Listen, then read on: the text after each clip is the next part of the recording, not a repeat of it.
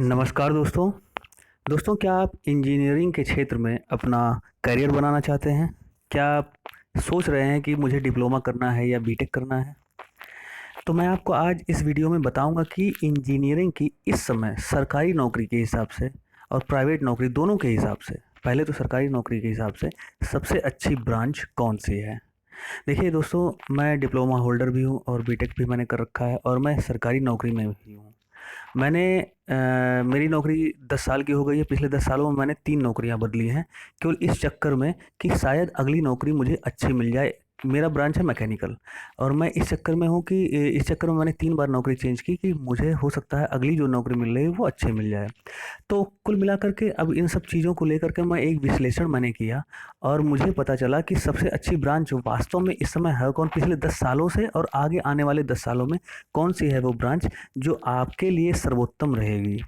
देखिए दोस्तों, इसके लिए इस विश्लेषण को करने के लिए आपको एक बारी गूगल पे जाना होगा और पिछले 10 सालों का हर साल का डाटा उठाना पड़ेगा, एक बारी देखना पड़ेगा कि सबसे ज़्यादा वैकेंसी किस ब्रांच में आई। तो आपको पक्का देखिए आपको मिलेगा यही कि सिविल इंजीनियरिंग एक ऐसी ब्रांच है जिसमें सर्वाधिक वैकेंसी सरकारी क्षेत्र में आई है।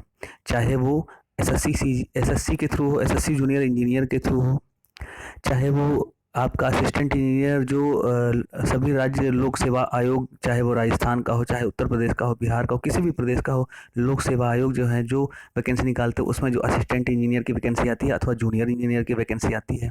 जैसे फॉर एग्जांपल मैं आपको बता देता हूँ, 2013 में वैकेंसी आई थी असिस्टेंट इंजीनियर की और जूनियर इंजीनियर की उत्तर प्रदेश लोक सेवा आयोग से। तो उसमें 2100 पोस्ट खाली सिविल इंजीनियरिंग जूनियर इंजीनियर के थे और असिस्टेंट इंजीनियर के ऐसे ही आप जाकर देख सकते हैं। तो आपको पता चलेगा कि सर्वाधिक पोस्ट जो थे वो सिविल इंजीनियरिंग ब्रांच के थे और बाकी जो भी ब्रांच थे चाहे इलेक्ट्रिकल हो, मैकेनिकल हो, उनकी ज़्यादा वैकेंसी नहीं थी।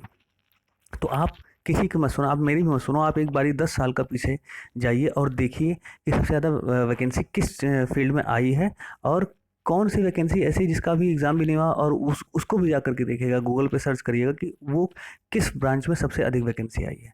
अब ये तो होगी पिछले 10 साल की बात। अब आगे 10 साल की बात मैं क्यों कह रहा हूँ कि सिविल इंजीनियरिंग बेहतरीन है, क्योंकि देखिए आप तो आपको अच्छी तरह से पता है कि मोदी गवर्नमेंट है और ये जो सरकार है ये विकास के ऊपर बहुत ध्यान दे रही है और भारत एक विकासशील देश है। तो कंस्ट्रक्शन बहुत ज़्यादा हो रहा है, इंफ्रास्ट्रक्चर कंस्ट्रक्शन, सड़क निर्माण, सेतु निर्माण, ब्रिज, ये सब जितनी भी चीज़ें हैं इन सब में सिविल इंजीनियर की ही सबसे महती भूमिका होती है। मैकेनिकल इंजीनियर, इलेक्ट्रिकल की भी होती है, लेकिन सबसे सर्वाधिक जो इंजीनियर्स की ज़रूरत पड़ती है, चाहे असिस्टेंट इंजीनियर चाहे जूनियर इंजीनियर, यानी असिस्टेंट इंजीनियर अर्थात बीटेक वाले और जूनियर इंजीनियर अर्थात डिप्लोमा वाले, तो जिन जो सबसे ज़्यादा जिनकी ज़रूरत पड़ती है वो सिविल इंजीनियर हैं। तो इसलिए मैं कह रहा हूँ कि अब जैसे देखिए आप ही देख रहे हैं पिछले 2-3 सालों में कितना ज़्यादा सड़क निर्माण हुआ है। चाहे वो बीआरओ एक बॉर्डर ऑर्गेनाइजेशन है, वो सीमाओं पे सड़क बनाती है, चाहे वो देश के अंदर एनएचएआई है वो उसके थ्रू सड़क बनता है, national highway authority of India, उसके थ्रू सड़क बनता है। वो आप सड़कों का निर्माण देख लीजिए, उसमें सर्वेयर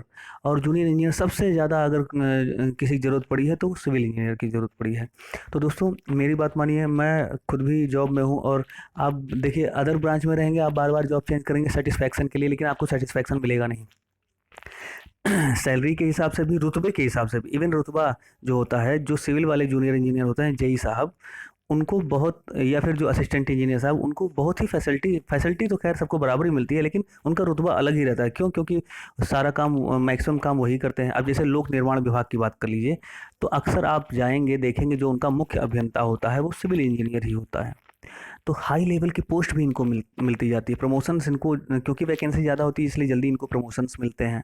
ठीक है, तो ये तो हो गई सरकारी नौकरी की बात। अब प्राइवेट सेक्टर में आप जाएंगे तो वहाँ भी आप देखेंगे जो ये जितनी भी जैसे सड़क निर्माण हो रहा है, पुल निर्माण हो रहा है, तो ये सब ठेके पे दिया जाता है, कॉन्ट्रैक्ट वालों को दिया जाता है। वहाँ पर कॉन्ट्रैक्ट वालों की भी ज़रूरत पड़ती है। तो कॉन्ट्रैक्ट वाले जो हायर करते हैं, जो भी इंजीनियर्स को हायर करते हैं वो सिविल इंजीनियर्स को, क्योंकि उनको भी सबसे ज़्यादा ज़रूरत इन्हीं की रहेगी, तो वो भी सिविल इंजीनियर्स को ही हायर करेंगे।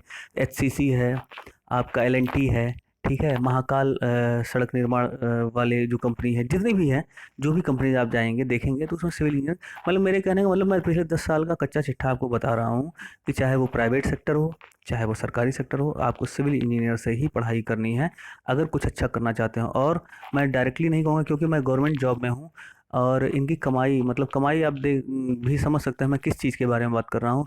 जो होता है सबसे ज़्यादा सिविल इंजीनियर वालों का ही होता है। मैकेनिकल इंजीनियर भी ठीक है, इलेक्ट्रिकल इंजीनियर भी ठीक है, मैकेनिकल इंजीनियर को जॉब भी मिल जाती है मैं मानता हूँ, लेकिन वो सैलरीज में ही उनको काम चलाना पड़ता है, मतलब सैलरी के अलावा और कुछ है नहीं। मैं अब ज़्यादा डीप में नहीं जाऊँगा, आप लोग समझदार हैं सारे के सारे लोग, आप लोग समझ सकते हैं कि मैं क्या कहना चाह रहा हूँ।